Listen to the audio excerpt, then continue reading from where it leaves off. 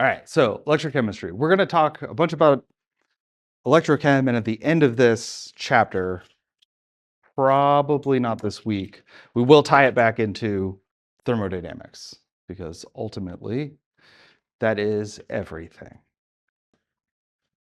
But electrochemistry, you use it every day, probably more than even any other thing that we've talked about, because electrochemistry is what drives batteries. It's also what drives lightning. When you get charge differentials built up in storm clouds, and in chemistry, which I haven't looked this up in a long time, but I remember there being something different in physics where like electrons in physics go the other way. But in chemistry, they flow away from the negative and towards the positive. Um, Honestly, just two ways of visualizing them. Do the electrons actually flow? Not really. So thunderclouds, you get particles colliding, electrons get knocked off, and then you get like these differences in charge where was the positive? Yeah. Positive charges accumulate on ice crystals, which move to the top of the cloud, while the negative ones stay at the bottom of the cloud. And when that happens, you get a big difference in charge and then lightning. Millions of volts of lightning. It gets to be so strong that eventually, yeah, you get the lightning, but it's really cool if you watch like slow-mo videos of lightning. There's almost like a finger that comes up from the ground and then one that comes down from the cloud. And then when they connect, that's the lightning. And then at that point, that channel of air becomes so hot that it's ionized, and then all of the charge gets dumped into the earth, which is super cool. Another thing I learned recently, actually, that car tires are not actually insulators, even though they're made out of rubber. Car tires are black because they put graphite into them. Carbon black is essentially graphite, because you don't want them to be insulating. Because if your tires are insulating, then they build up charges just like lightning does between the ice and the water droplets in the clouds. And when you get out of your car, it'll shock you. And then if you go to pump your gas, you could light it on fire. So we don't actually want cars to be insulated. That being said, if you are in your car and your car gets struck by lightning, you'll probably be fine because the electricity will be conducted through the frame of the car and through the tires into the ground. Yeah. So anyways, batteries, which are like a bigger and bigger thing because now electric cars are like the new thing. So we need batteries that are better. And we just talked about actually last week how batteries, not that energetically dense. The amount of energy that you can store per kilogram is much, much, much less than you can get out of gasoline. So this is an important area of research and at the cutting edge. And essentially what you're doing in any battery is you're taking chemical potential energy and you are forcing that chemical reaction to happen indirectly. You need to have a transfer of electrons for these redox reactions. So in one part of the cell, you have a reaction happening, and then in the other part of the cell, you have the other half of the reaction happening, and then you just connect those two parts with a wire while insulating them electrically from each other. And when you do that, the chemical potential, thermodynamics, causes that reaction to happen spontaneously, and the electrons travel through that wire. And as they do, we can extract that Gibbs free energy from them, right? All of that excess energy of the chemical reactions happening to go to a lower potential. And then now we have rechargeable batteries, which means that if you run the current backwards, you can force those reactions to reverse, essentially storing electrical energy as chemical potential energy. And that's all well and good, except it's never exactly that clean. What happens in lithium batteries, like sometimes you have an electric device, right, has a rechargeable battery. This doesn't happen nearly as much as it used to, but someday it just dies, right? Like you plug it in and it does not hold a charge at all anymore. As soon as you unplug it, it's completely dead again. Usually what happens in those cases is every time you cycle the battery, there's a chance for little piles of lithium to build up. And they're called dendrites. As they get bigger and bigger and bigger, and sometimes, you charge it and they dissolve a little bit, but then if there's already a dendrite, it'll build on that point. And what happens when that battery completely dies is that dendrite reaches the other side, and now it conducts from one side to the other. And so it doesn't hold any charge because the chemical reaction happens through that dendrite instead of happening around the wire, conducting electricity through whatever you're trying to power. I think batteries are interesting. Anyway, so redox reactions, we got to review these real quick, and this will probably take most of today. Because redox reactions are kind of long. So hopefully you remember some mnemonic for remembering this. Oh, actually, I always remember it as oil rig, which is oxidation is loss, reduction is gain. And in both cases, we're talking of electrons. So in redox reactions, we have to have something being oxidized, we have to have something being reduced, because if something is going to lose electrons, they have to go somewhere. Something's going to gain electrons, they have to come from somewhere. When balancing redox reactions, they can be tricky because you have to have mass and charge balanced. And the charge especially is tricky to balance, which is why we use the half reaction method. The trickier redox reactions, which as far as I know, we're not really going to focus on the trickier ones. But trickier redox reactions, it can be hard to tell what's being oxidized and what's being reduced. In a lot of these cases, we're going to be looking at two different metals that are in half cells, which makes things a lot easier.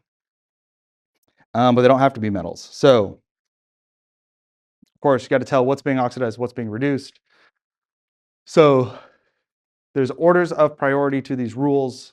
The first one is that free elements and stuff in their standard states, or compounds in their standard states, have an oxidation state of 0.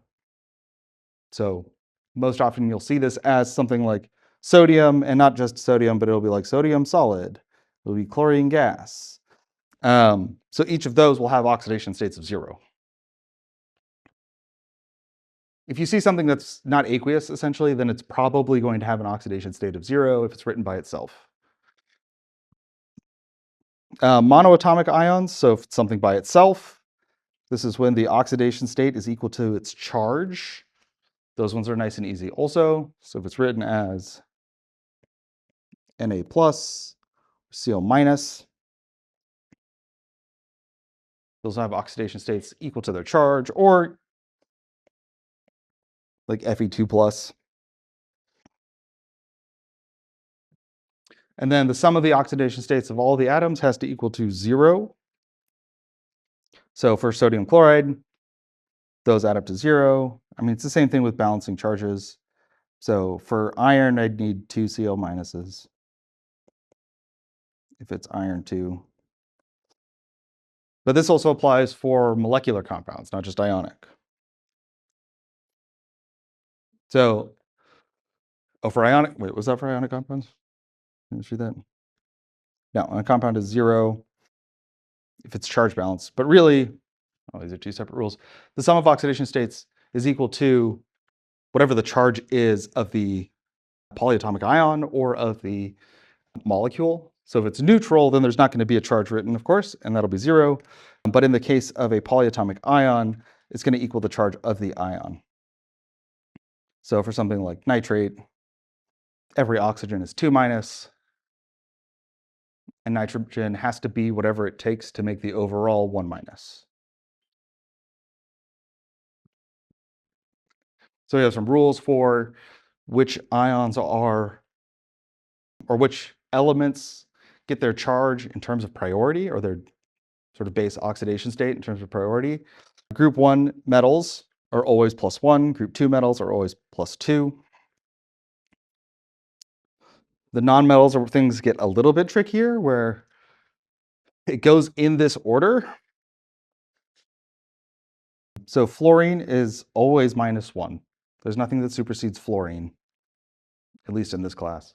For hydrogen, it's always +1, which doesn't contradict with fluorine. Oxygen is -2, unless it's paired with hydrogen, in which case it could be a -1. So one example is hydrogen peroxide, H2O2. hydrogen has priority over oxygen. So we assign hydrogen its oxidation state first, which is +1 times 2 of those. And then, so let's say +2. So now oxygens have to equal that +2 because the molecule is 0. So each of these oxygens is -1 times 2, which equals -2.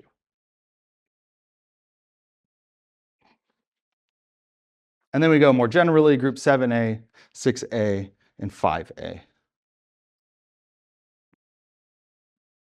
So even though oxygen is part of 6A, if I pair oxygen with something from 6A, then oxygen gets assigned first. So if it's SO2, those are both 6A, but they can't all be 2 minus or -2 because the charge has to equal, the charge of the molecule is 0, so the oxidation states have to add to 0. So you assign oxygen first, -2 times 2, so that's -4. So the oxidation state of sulfur is +4.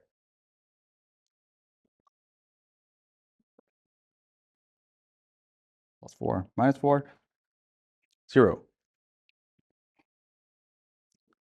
Okay, that's the super quick oxidation states.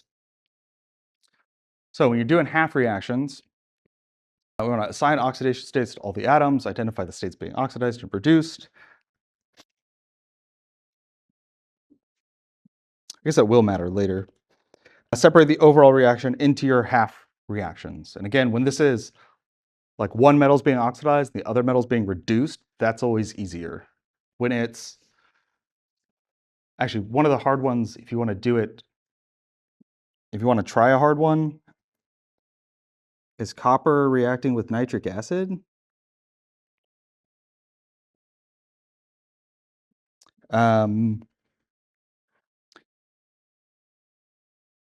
so you get copper nitrate plus NO2 plus H2O.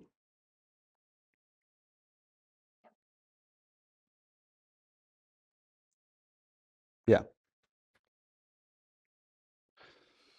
So if we assign oxidation states, I think I wrote that out correctly. We've got all the things.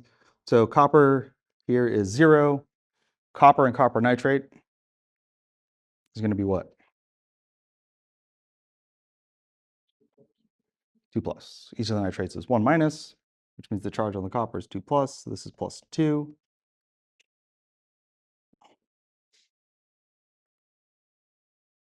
Now we do have anything else being oxidized or reduced?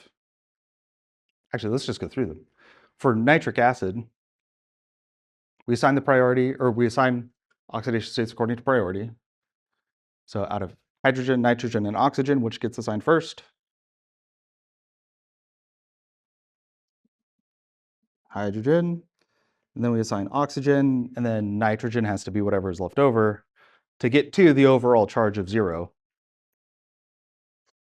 So that's just +1, but this is -2 times 3, so that's -6.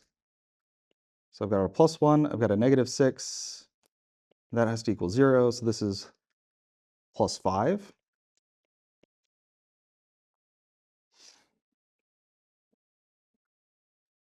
Now, in nitric acid, it's +5. What's the oxidation state of nitrogen in nitrate?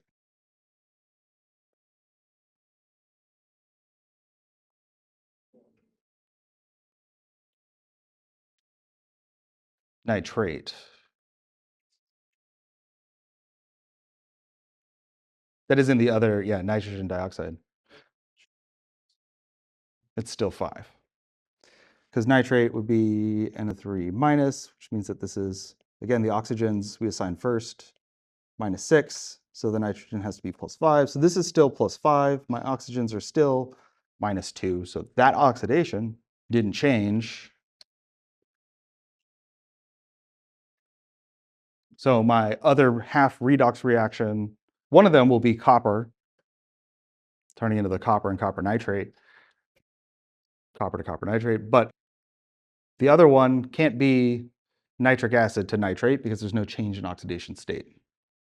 But for nitrogen dioxide, this is a -2 times 2. So it's -4. The overall is 0. So nitrogen has to be +4.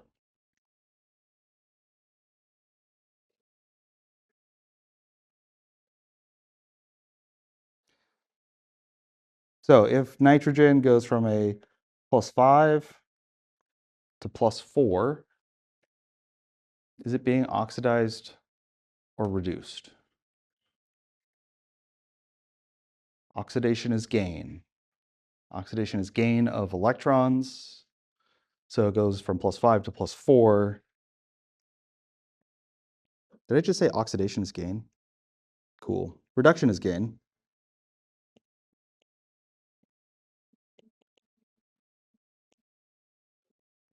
So if we gain an electron, that means that our charge has to get more negative, reduced by 1. You're adding a negative charge. Add a -1 in this case. And then copper is going from 0 to 2 plus, so it is being oxidized.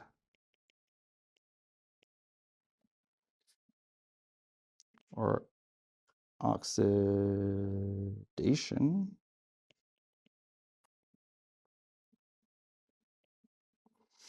So this is -2 electrons. This is +1 electron.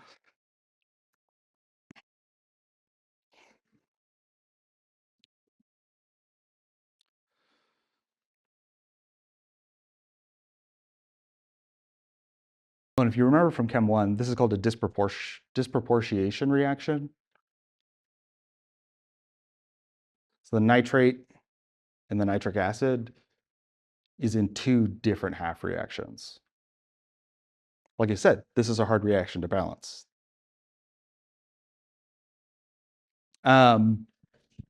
Okay, so we kind of ran through assigning oxidation and reductions, or oxidations, what's being oxidized, what's being reduced. The next step would be to separate the overall reaction into 2 half reactions. Not going to do that for this one because it is harder and it's not like other ones that we're going to be doing. But then the next step is to balance each half reaction with respect to mass in the following order. This order is important because this order avoids having to go back.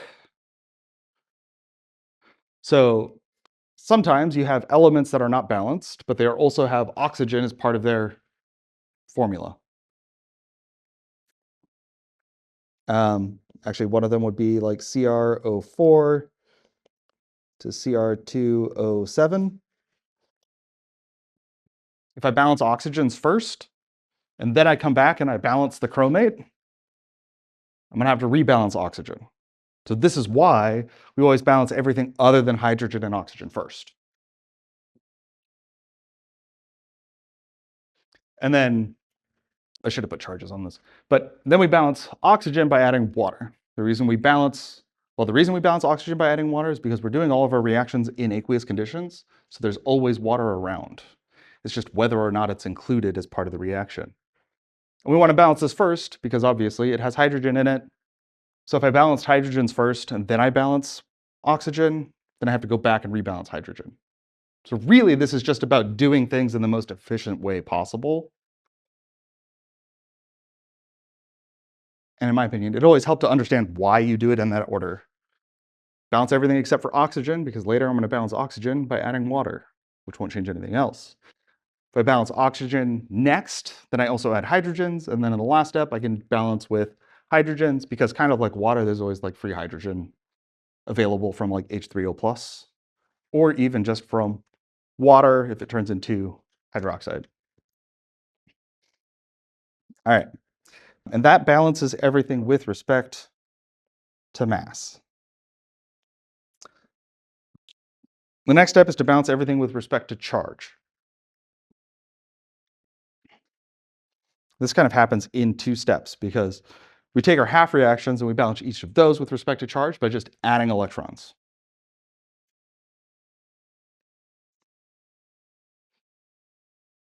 And I think the key thing to understand here is by adding electrons, we can only make things more negative.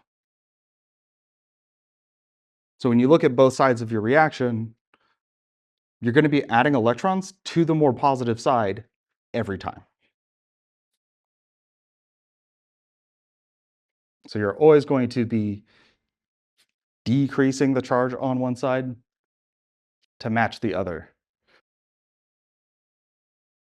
And then the second step of this is, because our redox reactions involve a transfer of some number of electrons. So here this is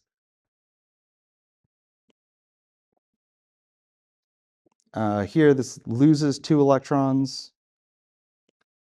Here this gains 2 electrons. In one half reaction, if I lose 2 electrons, the other half reaction has to gain those 2 electrons. So we balance our half reactions, and that sort of gives us like a base balanced state. Then we got to multiply by coefficients to get those numbers of electrons to be equal. So that when I put them back together, I have all of the electrons that I need without having to balance further. So that means we're going to have to multiply by one or both half reactions by a small whole number until the number of electrons are the same.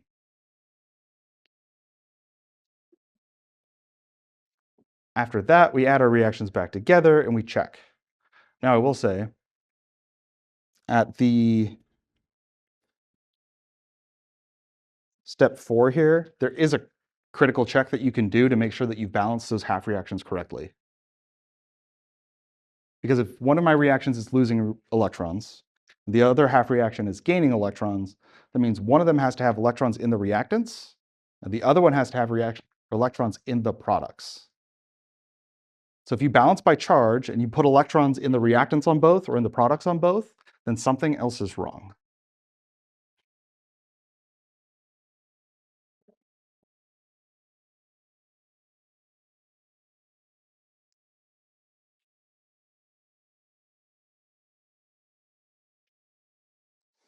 So you need to have electrons in the products in one and in the reactants in the other.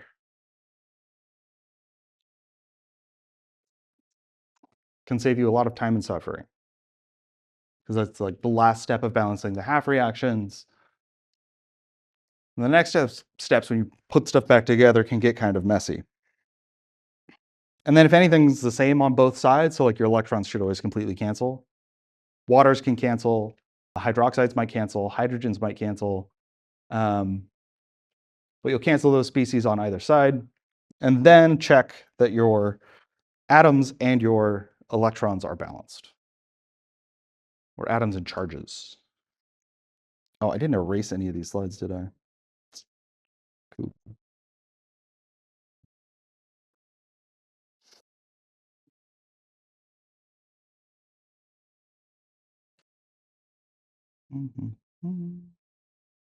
We're going to do these again.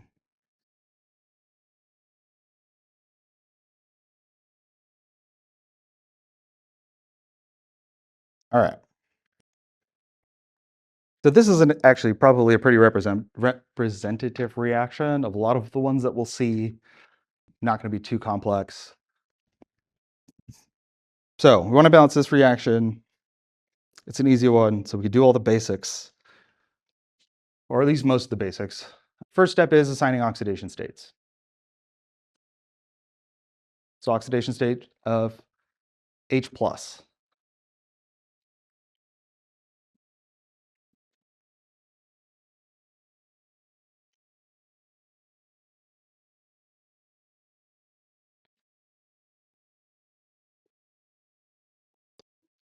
Come on. It's not a trick question. +1. Got to just take them when they're teed up. Chromium, not a trick question. 0, thank you. Hydrogen, 0. Oh. Chromium 2+, +2. All right, so we got these. My hydrogen goes from +1 to 0. Is that oxidation or reduction?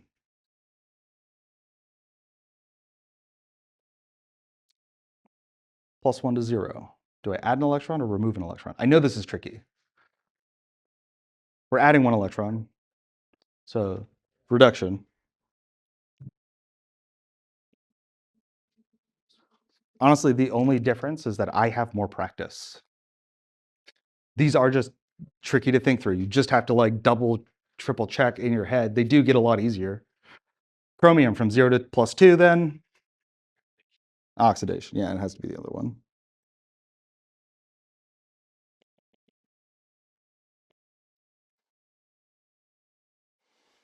Of course, the only way to get better at that is to practice it. Okay, so we've got our half reactions. This one's really easy, right? Not like that other one. Dissolving copper with nitric acid is a tricky half reaction to split apart because of the disproportionation. This then is the reduction. The order that you do these in doesn't matter. States also, I mean, as long as we come back to them at the end, don't really matter for half reactions. It's not like other things where if it's like a solid or liquid or a gas, then we like leave it out. We include everything in these half reactions. Okay, so then the next step would be balancing anything that's not hydrogen or oxygen. Because remember, sometimes changing those other elements can change hydrogen and oxygen first. In both of these, they're both balanced. If we're not thinking about hydrogen and oxygen, but if we look at our hydrogen reaction, right, hydrogen's not balanced. So I'm going to add a 2 there. Let's actually just focus on one of these at a time. So oxygen's balanced because there isn't any. Hydrogen's balanced now. The last step would be balancing according to charge by adding electrons. And honestly, easiest way to do this, like just write out whatever the charge is on either side. So my reactants here plus 2, my products are 0. Which side needs electrons? Yeah, reactants needs electrons because they're going to make it more negative. So I guess I'm not going to put a plus, but 2 electrons plus the hydrogen.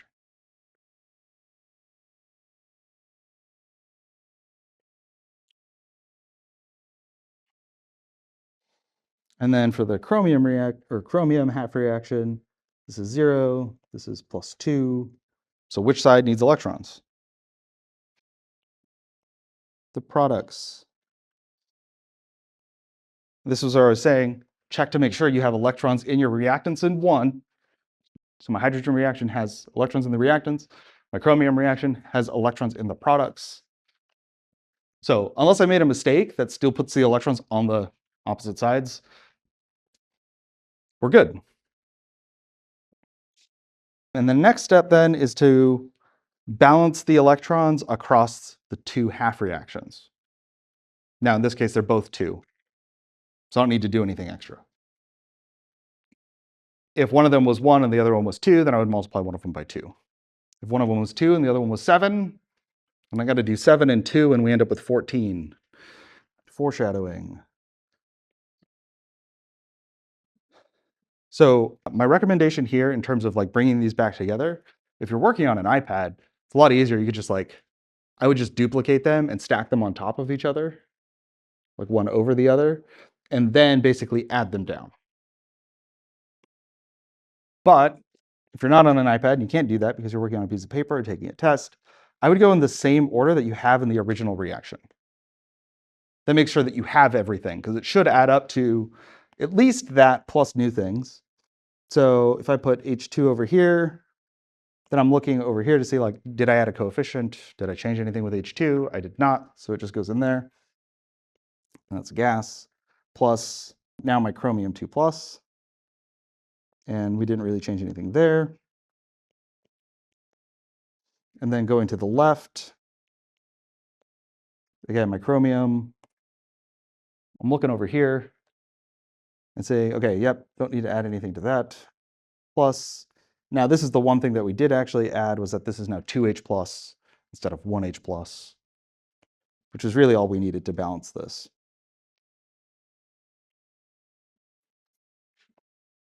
And we could write the electrons in, but they're going to cancel out. So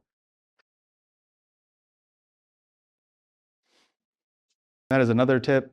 Start from the reaction arrow and work out, because it's hard to judge the amount of space that you're going to need. And so if you work from the inside out, then you don't run into the arrow before you finished.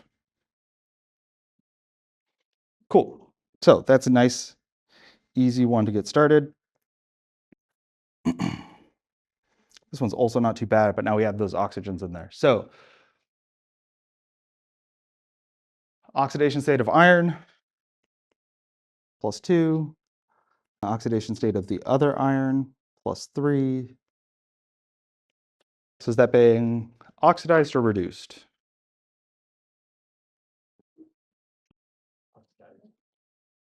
Mm-hmm.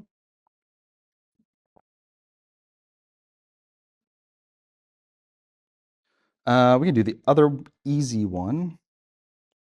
Manganese 2+ is +2. And now I got the harder one, manganese or manganate. So how do we figure out the oxidation state on manganese here in the manganate? Permanganate? Permanganate.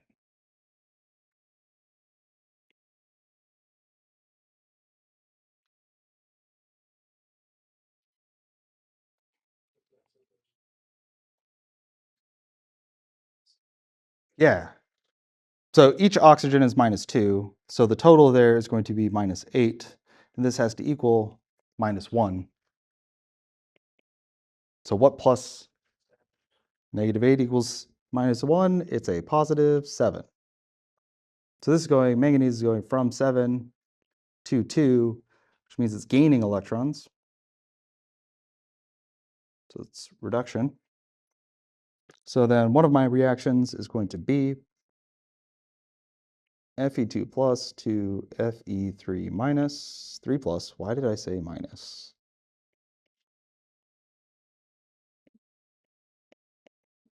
And the other one is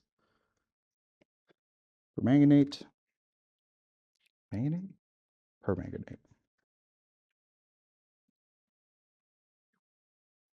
Permanganate. Okay, let's do the iron one first. That's easy. How do I balance this? 1 electron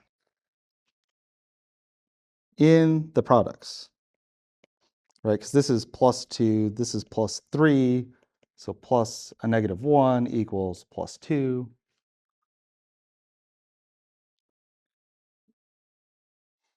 Now for permanganate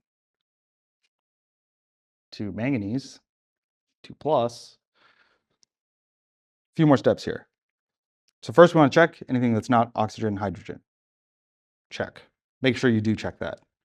Next would be oxygen. And we balance oxygen by, I mean, the book and everything says in adding water, but really we're including water that's already present. Right? Because this is an aqueous reaction, and we need 4 of those. Because it gives me 4 oxygens. And now I need hydrogens, because I added a bunch of hydrogens. So those go to the other side, plus 8H plus. Look, if you want to make fewer small mistakes, just get out a calculator for these, just in case. So 8H plus, that's +8. And then the permanganate is 1 minus. So this side is an overall +7. My other side is, well, there's only 1. So that's +2. Which side needs electrons? Yeah, reactants, the left side. Plus 5 electrons. Because I can only ever make my oxidation state, or not my oxidation state, my charge lower because I'm adding electrons. I'm adding -1s, 5 -1s. Makes those balanced. And now the thing that we didn't have to do in the last one, we do have to do on this one. Oh, also, right, quick check. Product, electrons and products, electrons and reactants, probably good. At least no major mistakes. Doesn't catch everything, but it catches a lot. So I need my electrons to balance. Because when I do balance this overall reaction, the overall reaction is saying iron loses some number of electrons, which is the number of electrons that manganese gains. And right now, iron's only losing 1. So I need more of those. So take this, and this is the easy kind, multiplied by 5. So I'm going to put my reaction arrow in the middle, and then I'm going to balance or start from the middle, and I'm just copying the order from my original reaction. So that's 5. Fe3 plus the manganese, which is just Mn2 plus 4 H2O, right? So we added something new to this side. Just put it on the end, or put it after the last thing that you write in. Oh, I didn't put states in for anything.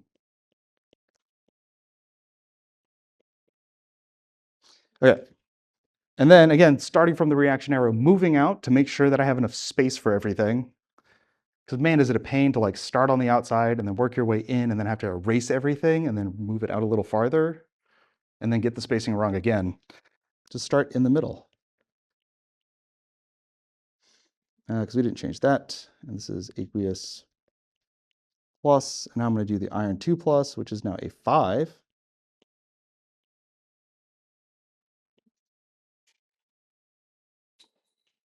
And then hydrogen.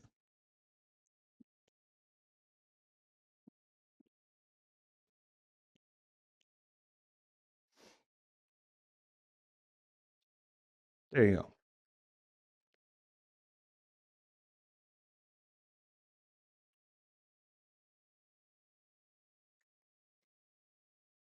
Okay. Let's see if we can speed run these last ones. This is copper and nitrate. This is not the harder nitric acid. So copper, this is 0. This is plus 2. This is minus 6. So this is plus 5. This is plus 4 because this is minus 4. And remember, the oxygen in all of these cases is minus 2. So the oxidation state of the oxygen is not changing. So 1/2 reaction is going to be copper to copper 2 plus, and that's just going to be plus 2 electrons. And then I'm going to do NO3 minus to NO2. And then we're going to do plus NH2O plus 2H plus. And then this is plus 1 electron.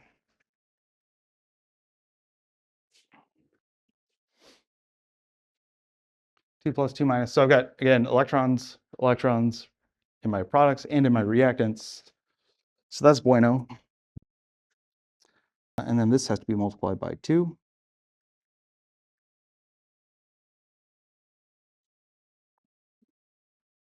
So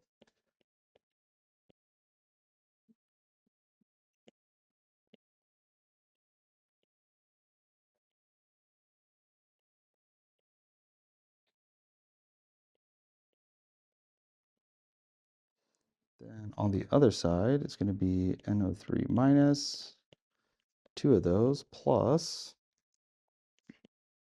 copper solid plus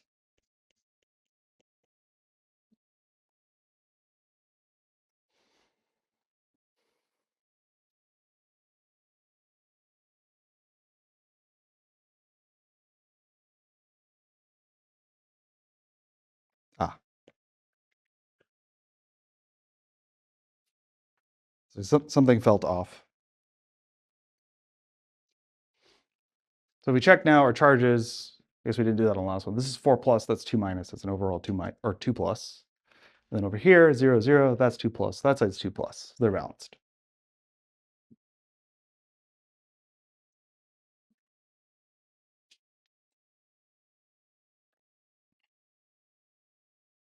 Any questions? Is this all review? more or less. That's okay. It's being recorded too, so if you got to go back. Right, basic conditions. So when we're doing things in acidic conditions, that's kind of like the default for half reactions. If you want to do things in acidic conditions, you add one step where you neutralize all of your hydrogens, H+, with hydroxide. And this usually leads to having to cancel more things out. So starts out all the same, -1, 0. Oh, we've done this one before. That's +7, that's +4. So I minus 2, I2, need 2 of those, plus 2 electrons, and O4 minus 2, and then O2, so plus 2H2O, 4H plus.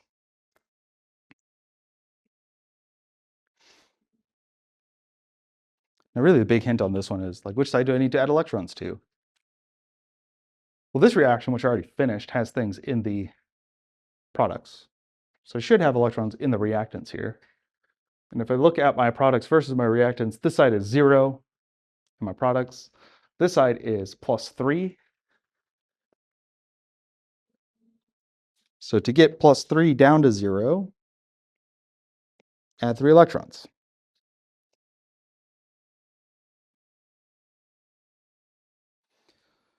Now, we have to balance the electrons, but I can't use fractions, I have to use whole numbers. So we're essentially doing like the cross-multiplying thing, least common multiple. So this gets multiplied by 3, this gets multiplied by 2. So this is 3I2. Oh wait, what am I doing? I mean, you can kind of do it at the end also. But we need to balance, this is in basic conditions. So this is actually, I need to add 4 OH minus to both sides.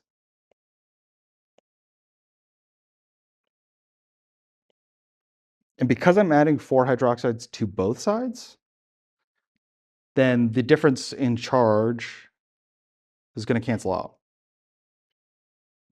So this is now 4H2O.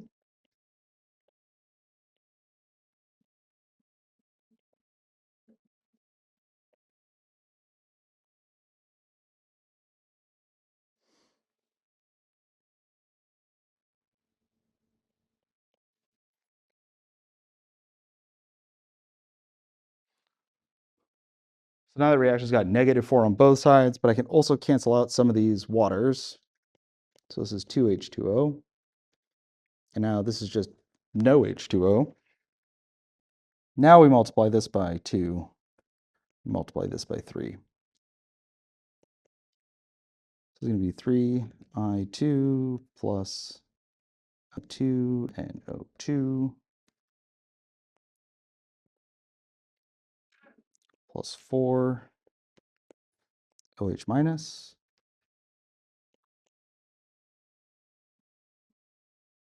Not 4, 8.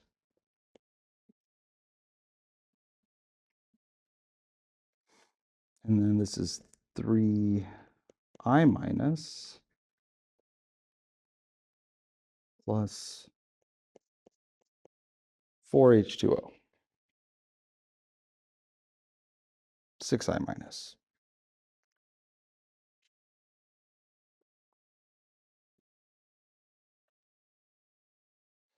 So I've got 2 manganese, I've got 6 iodines, I've got 8 hydrogens, I've got 10 oxygens. So elements are balanced. This side's a -8. This is -6, -2, so -8. Balanced.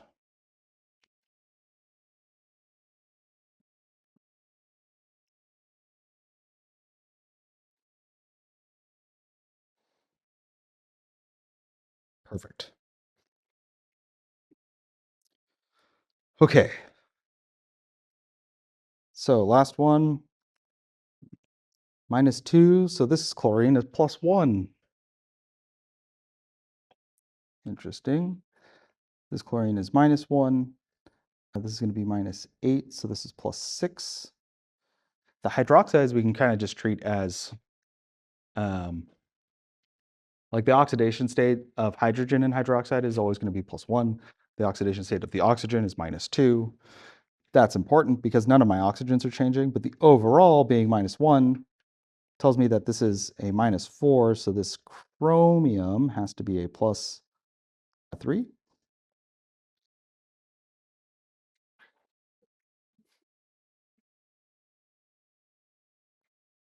I thought there was a 7. Maybe there's not a 7. We might still get a 7. Um, right, so my half reactions. What changes oxidation states? Chlorine and chromium.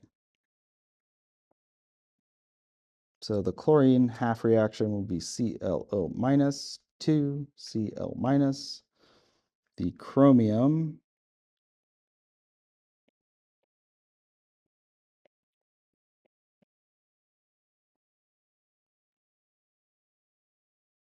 so this one's going to be plus H2O, which means plus 2H plus. Which means that I didn't put this far enough over. Because this has to be plus, plus 2 electrons. On the other side, oxygens are actually balanced, but hydrogens aren't.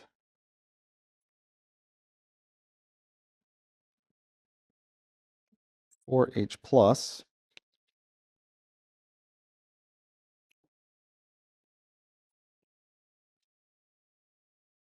So charges, that's a -1. That's -2. That's +4. So this side is, sorry, +2. I must have done one of these wrong earlier. So this needs to be 3 electrons.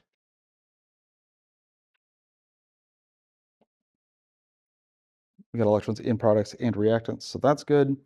We can cancel out these.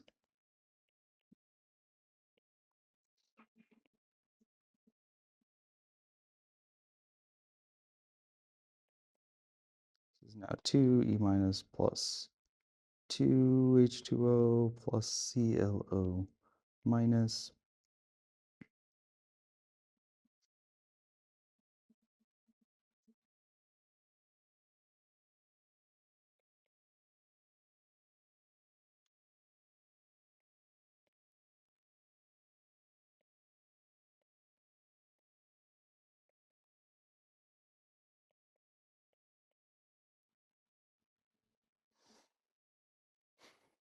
These ones cancel a little bit. Okay, and now I've got 3 and 2, so this is 3, this is 2. So this is 2 CrO4 2 minus plus 3Cl minus plus, the order of these doesn't matter, so 6OH minus plus 8H2O.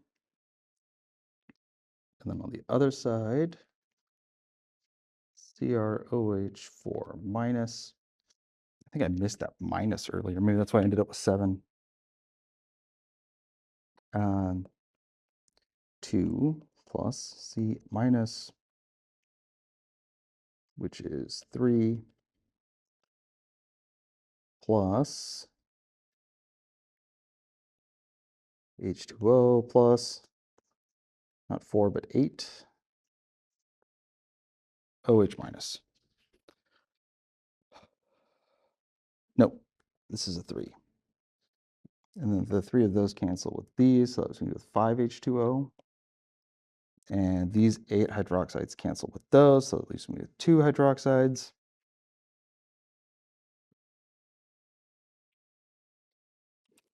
And then the charge on the left is -2 plus -3 plus -2. So minus 7. So this should be minus 4 plus minus 3. Yep, minus 7.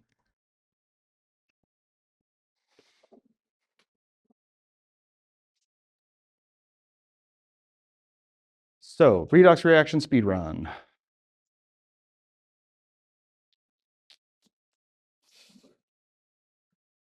It's not what I wanted to do.